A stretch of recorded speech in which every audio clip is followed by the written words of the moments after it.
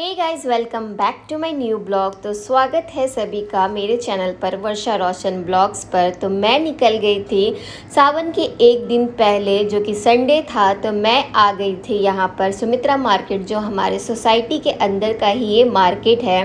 तो यहाँ पर मुझे मन था कि मैं एक हाथ में एटलीस्ट मेहंदी लगवा लूँ, जो कि राइट हैंड में, क्योंकि लेफ़्ट तो मैं खुद से ही लगा लूँगी। बट वहाँ पर मैं गई तो पता चला कि नहीं, मैं मेहंदी कोई लगाने वाला नहीं है।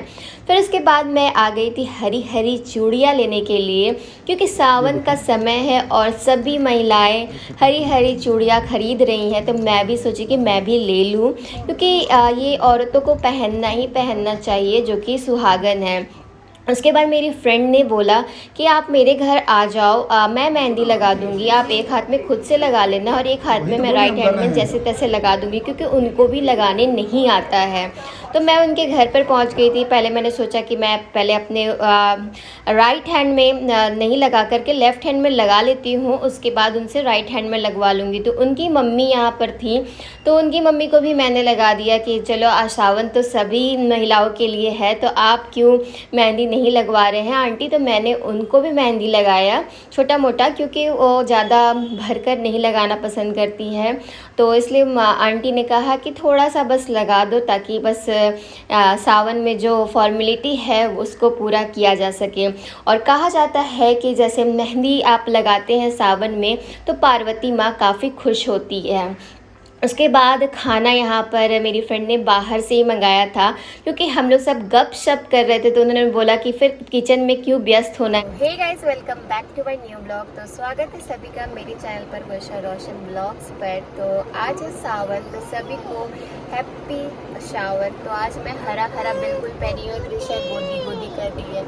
कृषा को मैं रेनकोट पहना दी हूँ, क्योंकि बारिश बहुत हो रहा है मुंबई में। पता नहीं, सुबह में बारिश बहुत ज़्यादा होता है, बहुत ज़्यादा। तो इसीलिए सुबह सुबह जा रही हूँ। अभी टाइम हो रहा है 7:30। हस्बैंड को ऑफिस निकल जाना है, इसलिए मैं जल्दी जल्दी रेडी हो गई और जल्दी जल्दी कार में बैठ गई हूँ। बारिश आप लोग को दिखाती हूँ, उससे पहले मैं अपनी ग्रीन ग्रीन चूड़ियाँ दिखा देती हूँ, क्योंकि सावन बारिश इतना हो रहा है कि बाहर ढंग से दिखाई भी नहीं दे रहा है। और कृषा का नींद बर्बाद करके उसको लेकर आई हूँ, क्योंकि पूजा करना है और उसके घर पर अकेले कैसे रहेगी, कोई है नहीं। तो चलिए चलते हैं मंदिर की ओर और आप लोग को मंदिर का दर्शन करवाते हैं। तो ये शिव मंदिर जो है वो हमारी सोसाइटी के अंदर में बहुत बड़ा सा शिव मंदिर बना हुआ है। और जस्ट मंदिर के पीछे बहुत मतलब कि समुद्र ही समुद्र है। तो विज़न आप लोग को दिख रहा होगा पूरा वाइट वाइट पीछे में, तो वो समुद्र ही समुद्र है। बारिश इतना तेज़ था, साथ ही हवा भी काफ़ी तेज़ था, जिसके कारण मैं वहाँ जाना मतलब सही नहीं समझी कि वहाँ जाकर आप लोग को वीडियो शूट करके दिखाऊं, क्योंकि हमारे साथ एक और आंटी भी थी। तो मैं सोची कि जल्दी से पूजा कर लेते हैं, जिस पर्पस के लिए आए हैं वो कर लेते हैं, नहीं तो काफ़ी भीड़ हो जाएगी और फिर पूजा अच्छे से नहीं हो पाएगा।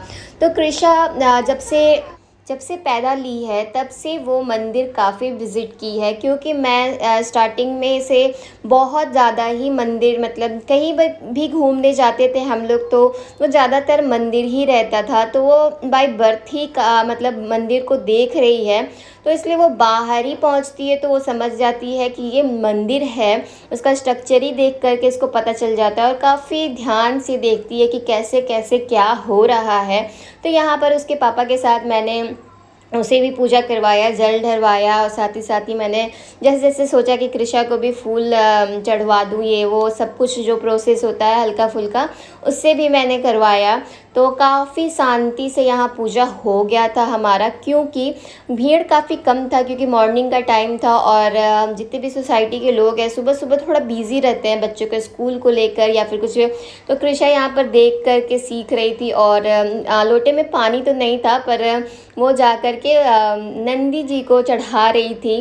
जबकि उससे पहले ही हमने मतलब उसके पापा के साथ हर जगह जल ढरवाया था। यहाँ मेरा ऑलमोस्ट पूजा हो गया था कंप्लीट। उसके बाद यहाँ नंदी जी का मैंने पूजा किया, और यहाँ पर उनके कानों में मैंने कुछ कुछ बोला, उसके बाद यहाँ पे और भी जितने भी भगवान थे उनके पास जाकर हमने फूल चढ़ाया, तिलक लगाया। और साथ ही में ये आंटी भी थी, तो आंटी मतलब हमारी ही साइड की, बिहार की ही है, मेरी फ्रेंड की मम्मी है। तो उनको भी यहाँ का उतना कुछ आइडिया नहीं था, तो इसलिए बोली कि चलो साथ में ही चलेंगे। और बारिश का मौसम था, इसलिए मैंने और भी बोला कि आप साथ ही में चलना कार में बैठ करके, ताकि आप भीगो ना। और यहाँ कृषा प्रणाम कर रही थी भगवान जी को। मैं शूट नहीं कर पाई जब वो माथा टेक करके प्रणाम कर रही थी, जो कि बहुत ही अच्छा लग रहा था कि चलो कुछ अच्छे अच्छे अपने बच्चे सीखते हैं तो बहुत अच्छा लगता है।